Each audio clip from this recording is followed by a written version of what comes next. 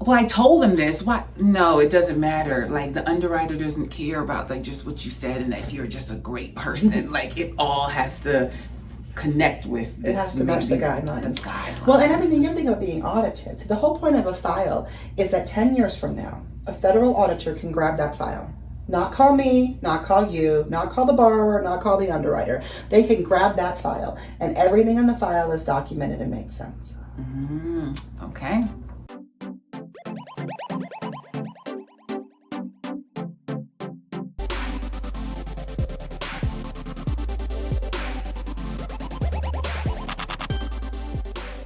Natasha with soldbynat.com here, associate broker with Virtual Properties Realty. And today I have Cathy here. She is a lender in my office and she's with Homestar. And I'm going to let Cathy introduce herself.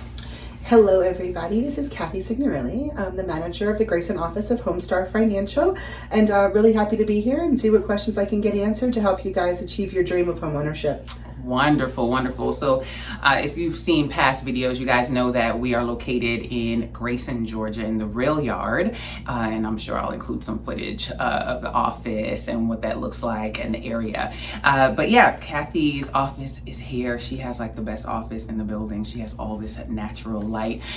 So yeah, today she's gonna answer some questions for us. Specifically, I reached out to you because I see a real interest in people that want to buy, but they are reaching out more so on the my lease purchase videos, my rent to own videos. And I'm like, okay, so a lot of people want to buy, but they feel like they can't. So there's a disconnect somewhere. But most importantly, Cathy gave out this flyer, which I will have a link in the description box to share it, but it talks about buying a $250,000 home versus renting.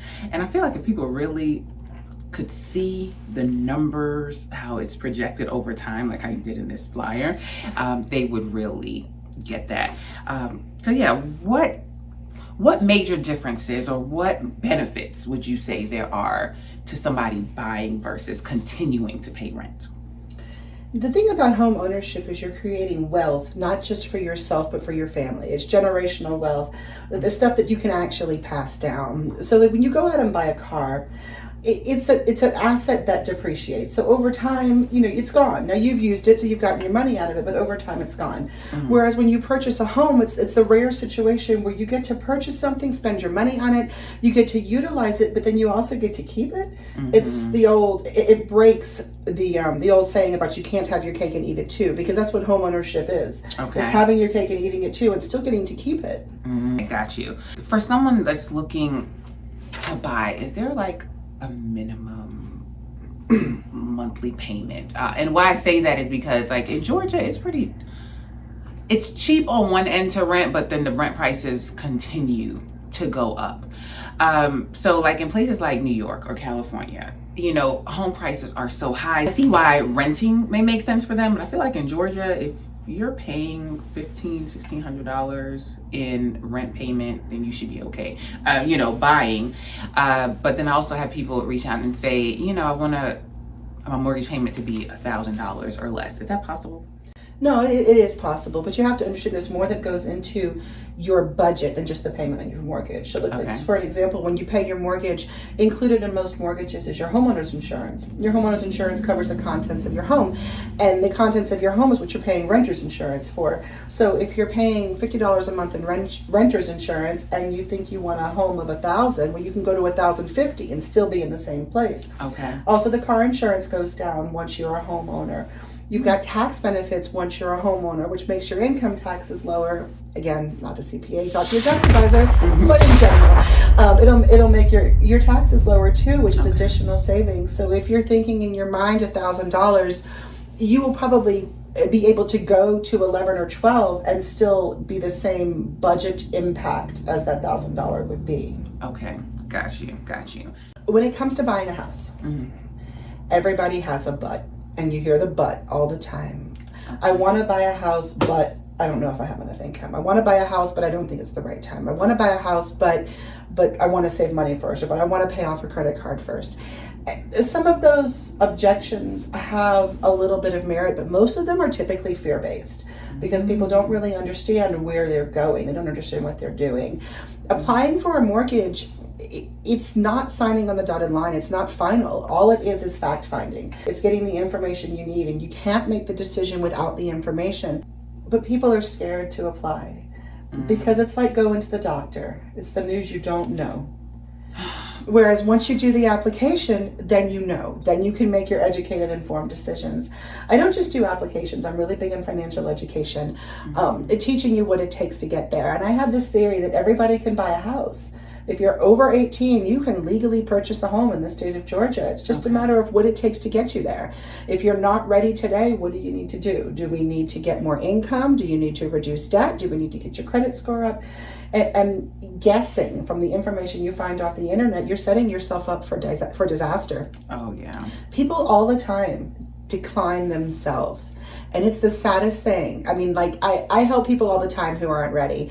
Those make me happy. The ones that make me really sad is the people who, when I see it, they're dedicated people. They try really hard. They bust their butts to get stuff together. And then when I look at it, if I would have talked to them a year ago, they would have been ready so much sooner. Okay. And they've done work that they didn't need to do that was the wrong work. And it was just a lack of information, or more importantly, incorrect information that let them waste all the time, waste all the money, and still not own the home. Okay, and that is exactly why I talk to people and I tell them, do it sooner rather than later. Like they say, well, I don't need to move until next year or next 6 months, so I'm just gonna wait. And I'm like, talk to the lender now, because if there's something you need to work on, you'll have the time to work on those things. So you mentioned a couple of things. One of the things that I really liked is that if they're not ready now, pretty much find out what you need to do to get ready.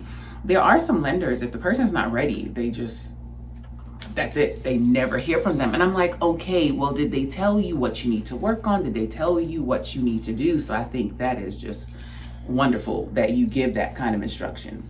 Yes, ma'am. Now, we talk about everything, not just the credit. We'll talk about your income, how much you could afford hypothetically once the credit gets there. We'll talk about your assets and your down payments, what you need to have in the bank. It's just a complete financial plan. Anyone who is willing to put the work in, I'm going to put the time in to get them where they need to be. And to go back to the last conversation, because we didn't really answer the question. We were talking about when to apply. Okay. All right. So if your credit is perfect, if your income is very high, if you have no questions or concerns about anything in your life, you know what you're doing, I want to talk to you 6 months before you want to buy a house. Really? If you have any questions about income, credit, down payment, if you're not 100% sure, I want to talk to you 18 months before you want to buy a house. So everyone who wants to buy next summer, you're already late. It's time to start now. Why is that? There's not much I can't fix in 18 months. Okay. With the right plan. Okay, what about the 6 months though? So I feel like everything is ready. Like what? Because, okay, so first 6 months. So we're talking about, if I want to move in June, so that means you have to find the perfect house and have it under contract a month or so before that. That means how long do you want to take to find a house? Me, it took like 2.5 months. I was being a little picky. But this is your house, so you can be a little picky. So if you have your approval 6 months out, you take your time for those first 3 months that you're looking. Okay. You don't plan to buy a house. You just hold your approval letter and you hang on to it and you smile at it. And you have your realtor start setting up your parameters of the things that you want. So if that perfect house falls in your lap that is unbelievably the perfect situation, you're ready. Okay. If it doesn't, so you spend the first 3 months kind of piddling around, then you get super serious and you got 2 more months to find your house. Okay. Also, too, it doesn't hurt to know. And and you're there. Because when it comes time to move, it's one of those things, being prepared. How is that? You will never regret it later. Okay. Being prepared now. So if you're ready now and nothing happens and you just sit there and we did the work 6 months early, that hurts nothing. Okay. But if you really have to move in that 6 month time frame and we wait until 60 days before and there's a little anything that needs to be worked, now you've got to rearrange your life in 30 days. And it takes more than 30 days to rearrange your life. Right. Okay, so sooner is better. Yes, ma'am. So the main objection that I hear from people is, well, I don't want to check now because it's going to drop my score. Inquiries are not nearly as damaging as people think. I have people tell me, and it's again misconception. Information you read it off the internet, it must be true. So people say that all the time. You know, my credit scores are 500 because of inquiries. Yet no, it's not.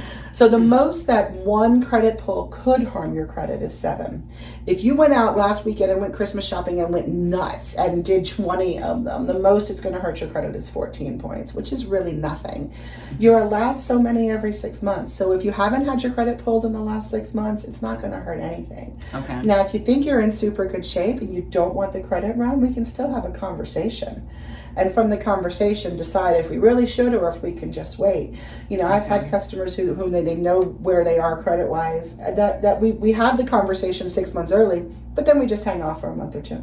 Okay. And speaking of knowing where they are credit-wise, is that going off of like Credit Karma and is that what you guys use when you look at credit? All right, so credit rules. There are 3 different credit bureaus. There's Experian, Equifax, and TransUnion. Everyone's heard those phrases. But each credit bureau has a dozen different credit scoring models. Credit scoring model, what that is, it's a numerical representation of the likelihood that you are to repay a debt. But there's a million different types of debt. You've got mortgage loans, you've got your car loan, you've got your credit card, little $25 a month. You also have things like your car insurance, you have things like your gas bill, for example. You know, there's a bunch of different debt types. So your likelihood to repay is different depending on what you're talking about repaying. Now, most of the scores you're going to see, like the Credit Karma and those kind of things, those are what's called a consumer credit score. And a consumer credit score is for a smaller debt over a shorter period. So you're talking about something like a car loan or a credit card. Okay. It puts different weights on different things because it's projecting your likelihood to repay a small amount over a short period. Whereas a mortgage loan is looking at a projection of a large amount over a 30-year period. So it puts more weight on financial health. Whereas, like for an example, one medical collection is not going to impact your credit card score very well. You got 3 or 4 credit cards, they've never been late, they're in great shape. One medical collection, you're probably going to keep paying your credit cards. Okay. Whereas medical collections can be the beginning of a financial mismanagement. So when you're talking about a 30-year repayment, it's a little bit different. So the scores on Credit Karma are not something that you should ever really look at.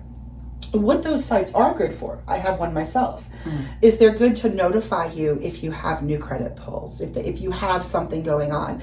I went this weekend and took part of the Black Friday deals, right, like everybody else did, and I got my 40% off discount at the store. It was my big purchase for my kids' clothes, and I got the new credit card.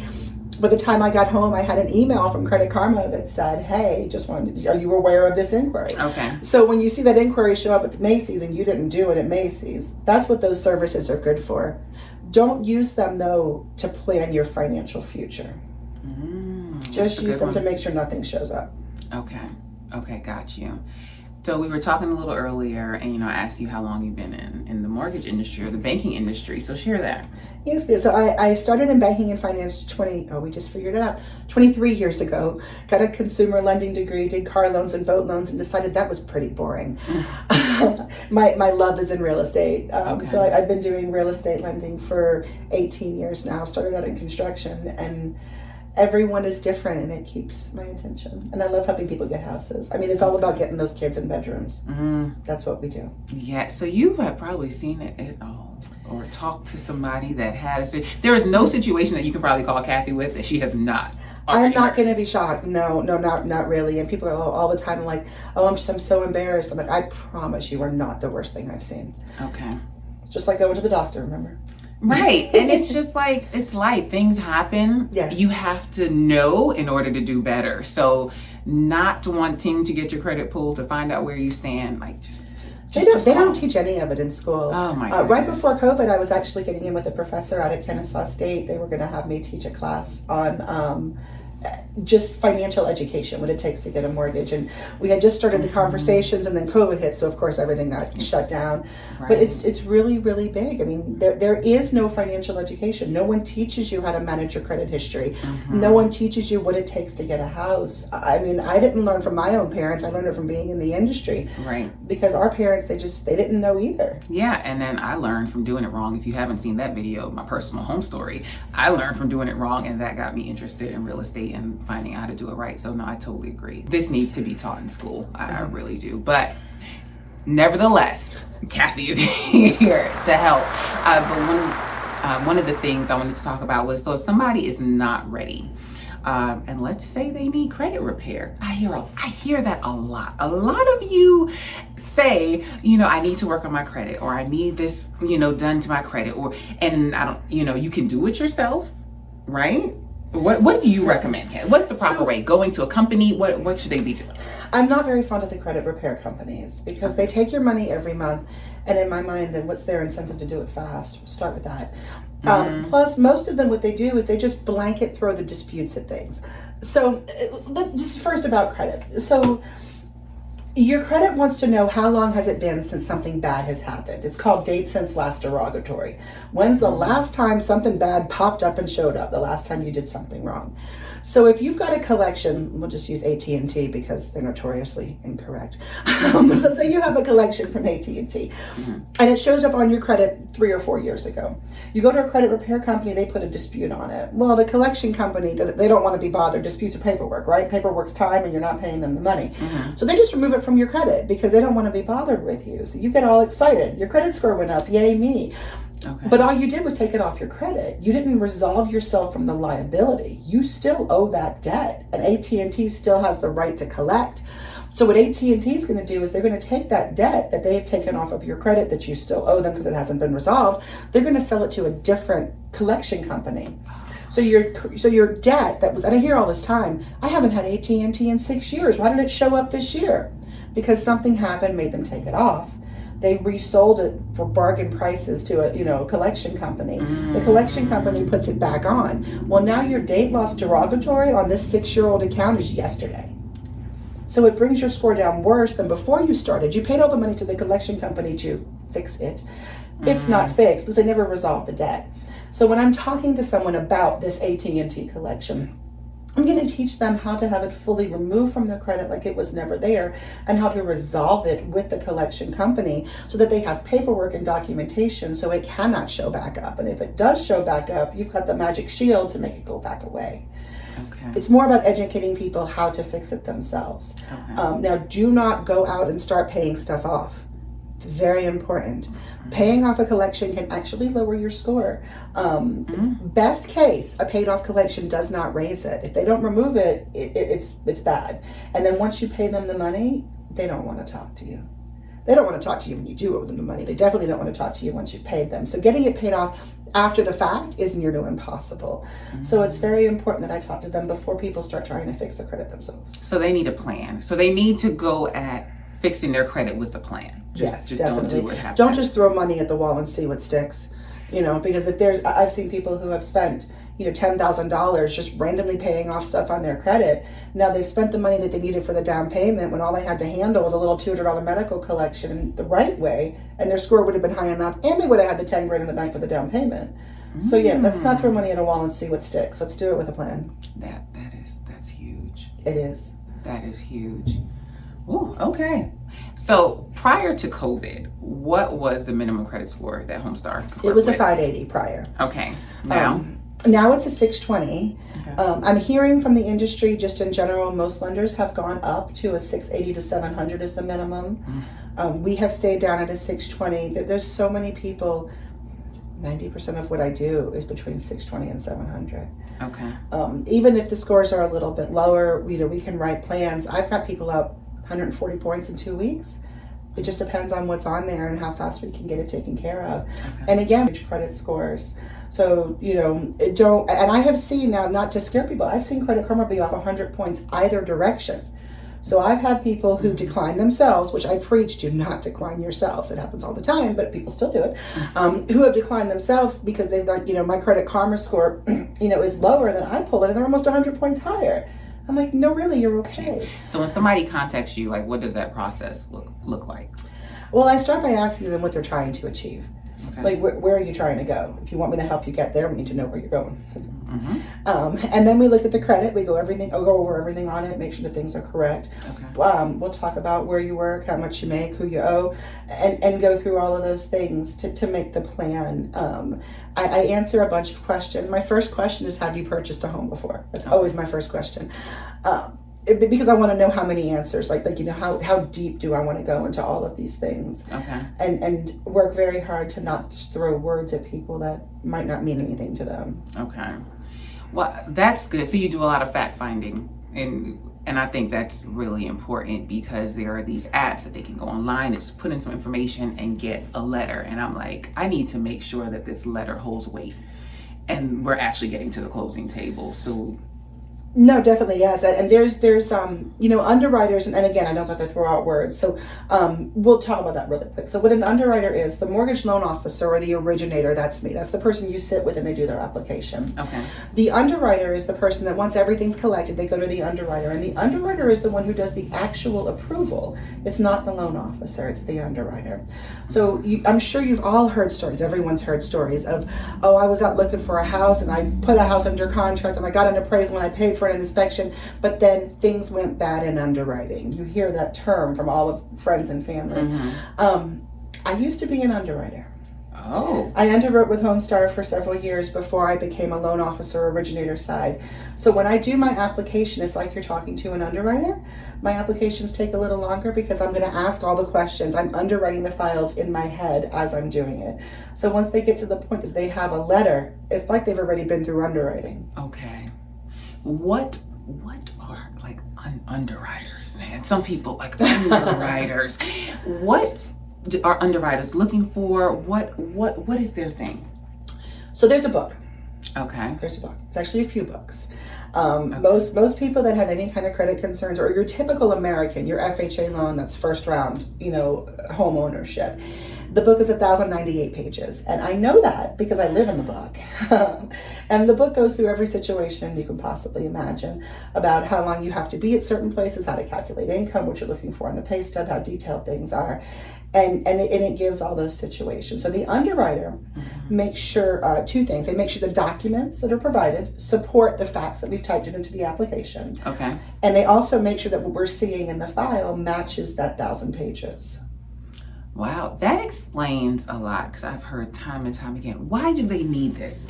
Well, I told them this. Why? No, it doesn't matter. Like, the underwriter doesn't care about like just what you said and that you're just a great person. Like, it all has to connect with this. It has to match the guidelines. Well, and everything, you have to think about being audited. So the whole point of a file is that 10 years from now, a federal auditor can grab that file. Not call me, not call you, not call the borrower, not call the underwriter. They can grab that file, and everything in the file is documented and makes sense. Okay, that makes a lot of sense. How about student loans? Yeah. Student loans. That's another reason why I tell people, as soon as they say, I don't have a lot on my credit, I just have student loans, I'm like, okay, you definitely need to talk to a lender sooner rather than later, because things change with how you guys can calculate student loans and things like that, right? Yes, they do. Okay, so what are you seeing? Are student loans preventing buyers? Yes and no. Okay, so if you can go in, some loan types don't look at how much your student loan balance is. They look at what your current payment is. Okay. Some loan types don't care if you're paying $50 a month. If you owe $100,000, then your payment's $1,000 a month is what it's counted against you. So what you have to think about is government programs versus non-government programs, and this is when people get hit. Okay. A student loan is a government-backed debt, almost all of them. Okay. So these income-based repayment plans that everybody is on, it is kind of a Band-Aid.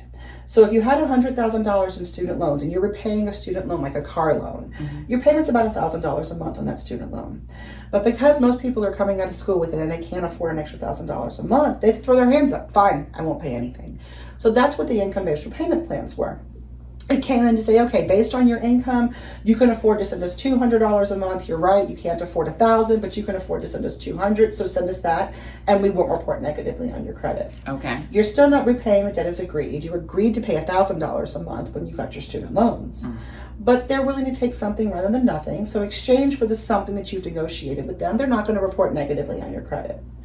That only works for the mortgage if you're not doing a government-backed mortgage. So if you're doing a conventional loan. So it only works in the higher credit scores, and you have to have down payment. So if you've got a decent down payment, now by decent I mean 3 to 5%, you don't need a lot, and you've got a decent credit score, like 680, 700, we can do a conventional loan and everything's good. But the problem is not just the student loans, it's a compounded problem. So you have low to no down payment, you have credit score issues from other delinquent credit issues, and you have the student loan debt. So then you're going to be looking at going into a government-backed loan. So the government-backed loan, they're not going to back a debt like a mortgage. If you're currently unable to pay your current government-backed debt, your student loans, like you originally agreed, why are they going to back more debt for you? Now the conventional side, the conventional is private. It goes through private mortgage insurance. The private sector doesn't care if you pay the government-backed debt or not. As long as you're paying it back as agreed. They don't care what you agreed to. But if your new agreement says $200 a month, that's all right. $200 a month it is. Okay. Does that make more sense? It does. Wow. See, this gets deep. This gets deep. Oh, this gets deep. No, we'll be here for, 20 years if you want to teach me my job. This gets deep, but that's why I have people that contact me with like lender questions. I'm like, that's for the lender. You need to get in contact with the lender. Once the lender approves you on the financing side, then I work with you to find the house, and we work together as a team. And every situation is completely unique, which is why I preach to not decline yourself. Knowledge is power. It is. So just call. And it's free. And it's actually painless. Okay, I think I have one last one for you, because I speak to a lot of people that are self-employed. And I have not discovered a magical fix to this. I feel like they're gonna have to go the long route, because I'm self-employed myself, and I know when it comes to doing our taxes, we write off. We have the option of writing off a majority, of course, for reasonable items. Speak to your tax professional. But from what I find is that when they go to get qualified for a loan, that hurts them. So if they've made $100,000 and they wrote off 50, it's only showing their income as 50, and now they're trying to qualify for this large house, and their income is not supporting that, right? Are there any quick fixes to that? It just depends. Again, it's back to multiple things. So when you're looking at a loan, your three big things is your income, your credit, and your down payment. Okay. If one of them's a little lacking and you give me the other two, then it's something that we can work with. Okay. There are programs out there that people get a house with as little of about 10% down without using the tax returns, using just the bank statements. Okay. So they do an income analysis off of the bank statements and look at doing loans that way. That's not a first thing that you want to try, because the interest rates are much higher. But that is the potential quick fix. So somebody who has good credit, they have decent down payments saved, the tax returns are just not something we really want to talk about. Then we can go this route to get them into the house, with the plan that 2 years from now, after they have 2 years of appropriate tax returns, they refinance it into your normal, boring 30-year fixed like anybody else would have. Okay. Even if the interest rate is double, you're still looking at, you get to get in the house 2 years sooner. So when you take the payment difference of what you made and you add up the extra you paid, but then you also take how long you lived in the house, and then the inflation in the house, you end up still being okay, and you got in your house 2 years sooner. Right. But the thing there, guys, at some point they're gonna have to do their taxes appropriately, because you can get in quicker with the bank statement loan, right? But at some point you're gonna want to refinance. You're still gonna need those 2 years. So at least it's an option. Yeah, at least it's an option. And there is an option to do just 1 year tax returns on some programs as well. If it's really, it's all about stability. If they've been in business for quite some time, it's just not, where we want to be. And now is a great time to talk about it, because everyone's about to file taxes in 3 months. So if we talk about it now and I look at your 18 taxes, we'll know if it's approvable. So your first year of your 2 years of higher taxes, your first year's already over, as long as we do it before you file next year. Okay, knowledge is power. Just have the conversation and find out. Well, and other too, this time of year, we haven't talked about this yet, tax refund season is coming. Oh, yes. And that is so huge. You know, I ask people all the time, what did you spend your tax refund in 2017? And everyone's like, I had no idea. Don't buy a TV, go buy a house, something that you always know what your 2020 tax refund was spent on. So now is the time for me to look at the credit and make the plans. When that refund comes in 3 or 4 months, one of two things will happen. Either we'll be ready and you buy your house early next year. Okay. Or we're not ready, but we know you have the money coming that you're going to use from your tax refund, that we can use that to work your plan to get your credit fixed so you can buy it next year. Maybe even get the scores high enough to qualify for some down payment assistance to help with that. So there's a bunch of options. Okay, there are a bunch of options. Too many options. This is a good one. So, you know, with COVID and this year and all this uncertainty, there have been people that have like, it's not a good time to buy a house. But then real estate has just been booming. And I think it's because of the interest rates. What are your thoughts on that? The interest rates are definitely helping. Also, people spending so much more time home, they want their homes. And regardless of what the market is doing, people have to move. And especially with the market going a little bit crooked, everyone who's getting a new job has to sell their house. Everyone who's getting a new job has to buy another house. Real estate's not going to slow down. It's not going to stop.